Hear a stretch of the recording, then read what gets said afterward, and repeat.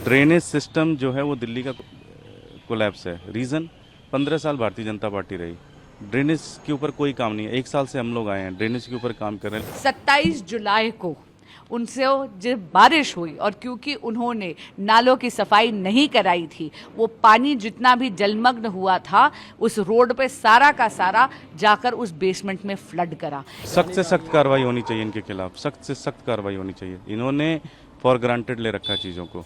इन बच्चों की मौत की जिम्मेदारी पूरी की पूरी तरह स्थानीय विधायक माननीय दुर्गेश पाठक जी की है और केजरीवाल जी की निकम्मी सरकार की है। ड्रेनेज सिस्टम जो है वो दिल्ली का कोलैप्स है। रीज़न 15 साल भारतीय जनता पार्टी रही, ड्रेनेज के ऊपर कोई काम नहीं है। 1 साल से हम लोग आए हैं, ड्रेनेज के ऊपर काम कर रहे हैं। लेकिन मैं किसी ब्लेम गेम में नहीं जाना चाहता हूँ। मैं चाहता हूँ इसकी जांच हो और जो भी जिम्मेदार उसके खिलाफ सख्त से सख्त कार्रवाई हो। आपने कहा बीजेपी 15 साल शासन में रही, बीजेपी के लोग कल वहाँ पे पहुंचे थे, बांसुरी स्वराज, वीरेंद्र सचदेवा, वो लोग सीधे तौर पे आप लोगों पे आरोप लगा रहे हैं। सचदेवा और बांसुरी स्वराज ने आपका नाम लेकर कहा कि एमसीडी के प्रभारी हैं दुर्गेश पाठक, लेकिन किया क्या इतने सालों में? देखिए, वो राजनीति करेंगे, उसकी राजनीति में नहीं जाना, सलूशन पे जाना है। सलूशन यही है कि जब तक आप इस तरह के बेसमेंट के ऊपर बहुत एक्शन नहीं लेंगे, स्ट्रॉन्ग एक्शन नहीं लेंगे, तब तक ये चीज़ें होती रहेंगी, चलती रहेंगी।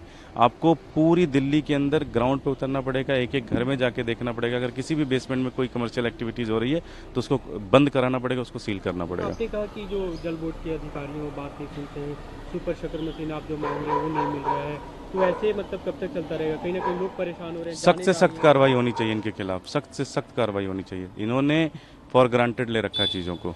मतलब कैसे कार्रवाई होगी? आपको क्या लगता है कि अब क्या कुछ किया जाना चाहिए इस मामले में? डिस्कस करते हैं मिनिस्टर एंड सारे लोगों से, इनके खिलाफ से सख्त कार्रवाई होनी चाहिए।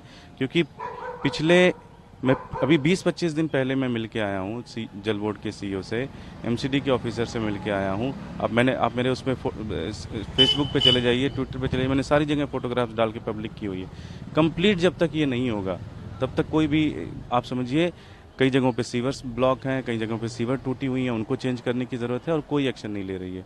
ये बात आरोप प्रत्यारोप की नहीं है।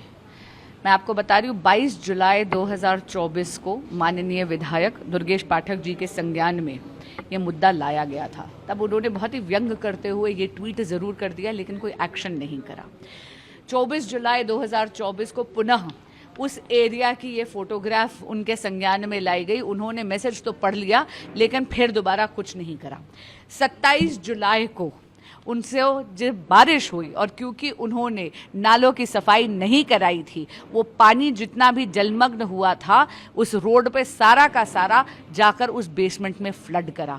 इन बच्चों की मौत की जिम्मेदारी पूरी की पूरी तरह स्थानीय विधायक माननीय दुर्गेश पाठक जी की है और केजरीवाल जी की निकम्मी सरकार की है। एमसीडी आम आदमी पार्टी की गवर्नेंस में है, दिल्ली जल बोर्ड आम आदमी पार्टी की गवर्नेंस में है।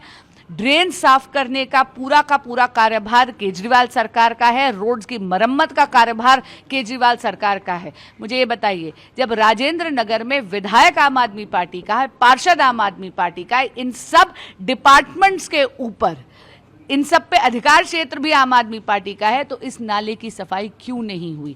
ये एक ऐसी ट्रेजेडी थी जो बिल्कुल और कंप्लीटली अवॉइडेबल थी। सौरभ भारद्वाज ने एक ट्वीट किया है, उन्होंने एक वीडियो दिखाया जिसमें वे सीएस को इसे लेकर अपनी तरफ से बात करें कि डिसेल्टिंग नहीं हुई। उनका कहना है कि एलजी के अधिकार क्षेत्र में सभी अधिकारी आते हैं और हमारी बात नहीं सुनते अधिकारी।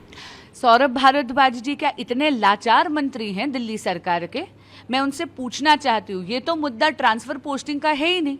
अगर आप कॉन्स्टिट्यूशनल जजमेंट भी देख लें सुप्रीम कोर्ट की, तो बाकी सारे के सारे डिपार्टमेंट तो केजरीवाल सरकार के नीचे ही है ना। जब दिल्ली जल बोर्ड उनके नीचे है, एमसीडी उनके नीचे है, जब पूरी की पूरी सड़क मरम्मत करने का, डिसिल्टिंग का काम उनके नीचे है, तो वो काम क्यों नहीं करवाते? उनका पूरा का पूरा फोकस केवल अधिकारियों के ट्रांसफर पोस्टिंग पे क्यों है? और मैंने कहा ना, 1 दशक से यहाँ पर सत्ता तो भोग रहे हैं, लेकिन जब दिल्ली के लिए काम करने की बारी आती है तो केवल बहाने बनाते हैं या फिर अपने निष्कर्मता के लिए लाचारी व्यक्त करते हैं।